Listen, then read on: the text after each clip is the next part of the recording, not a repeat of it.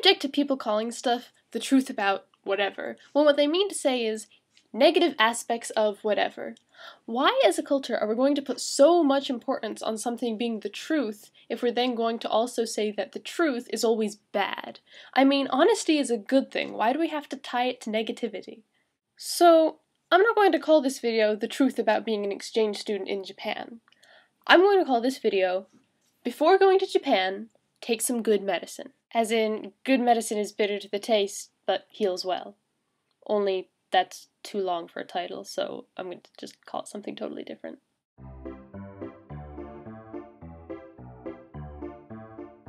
Step 1. Brush up on your Japanese culture. TV shows, comics, magazines, and video games do not count. If you are a Japanese student going to study abroad in the US and your entire cultural understanding of American high school was based off of watching Glee, you'd be in for some serious disappointment when you got to the United States. Or some serious relief, depending on what you think of Glee.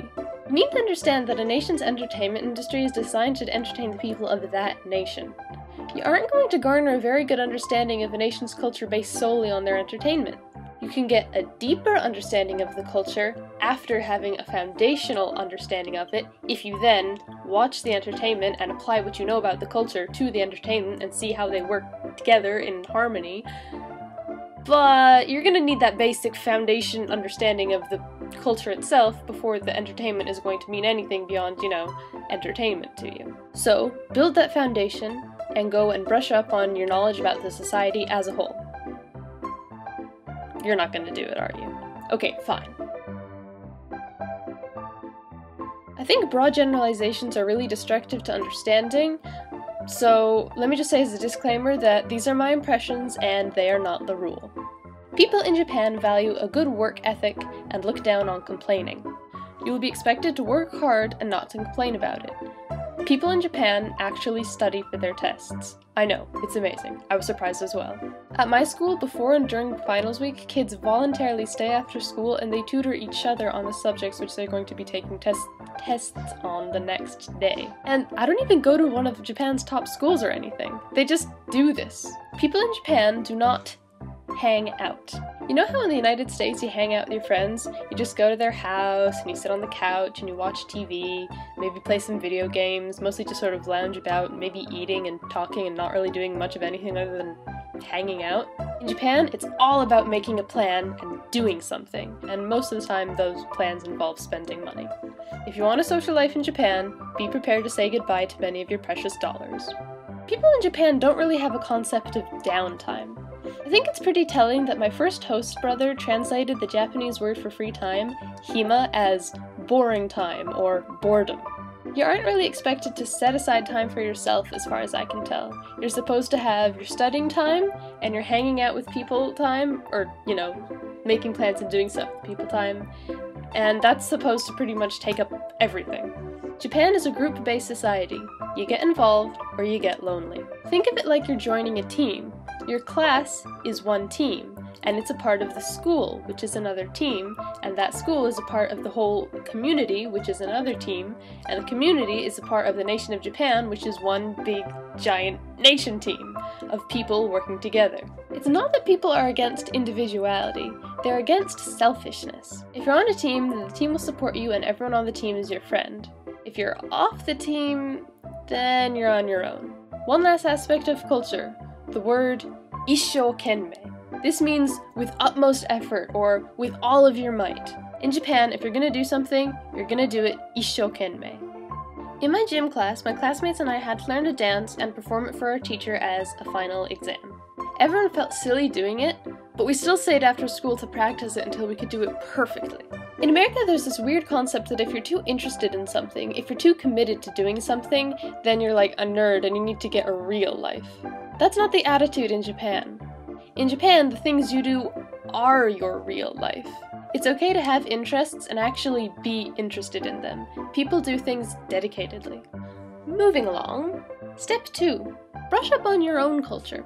Think about all of the questions that you potentially want to ask your future classmates in Japan, all the things that you want to find out about the country. Now answer all those questions for your own country.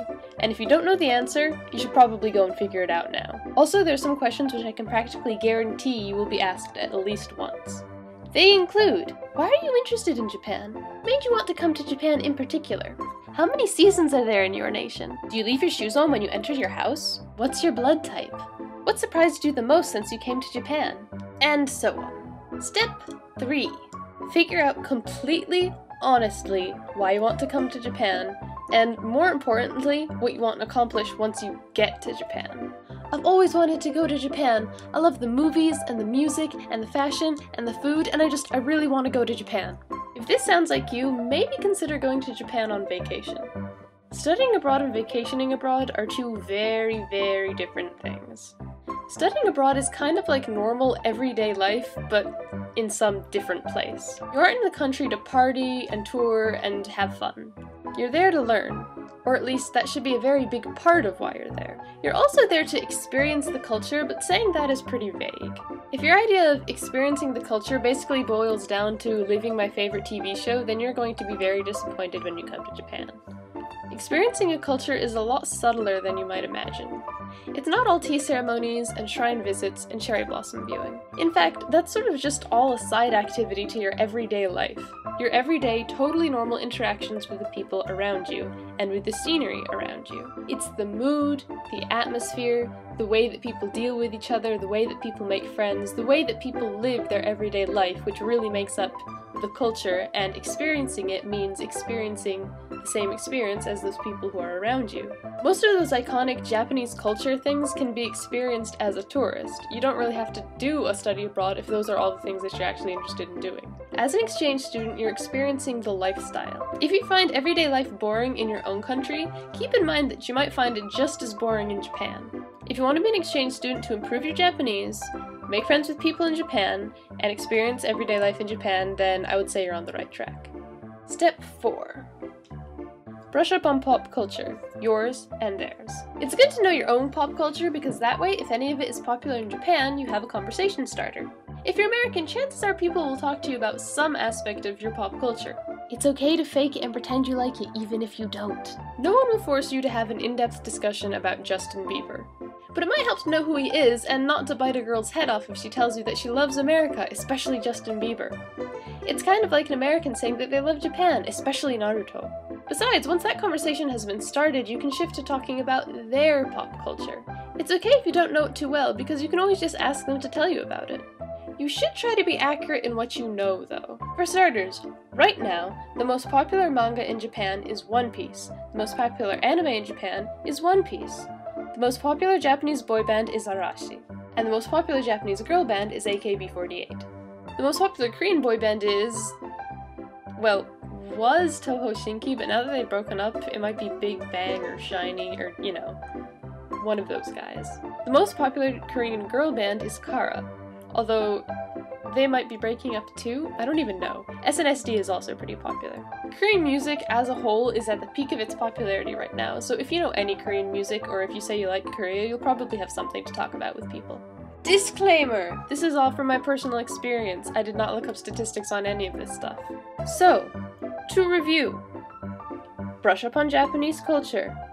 Brush up on your own culture. Examine your reasons for wanting to come and what you plan on accomplishing once you're there. In fact, that probably should be number 1 on this list. And finally, brush up on your own pop culture. If you've done all of this before coming to Japan, then you're getting there.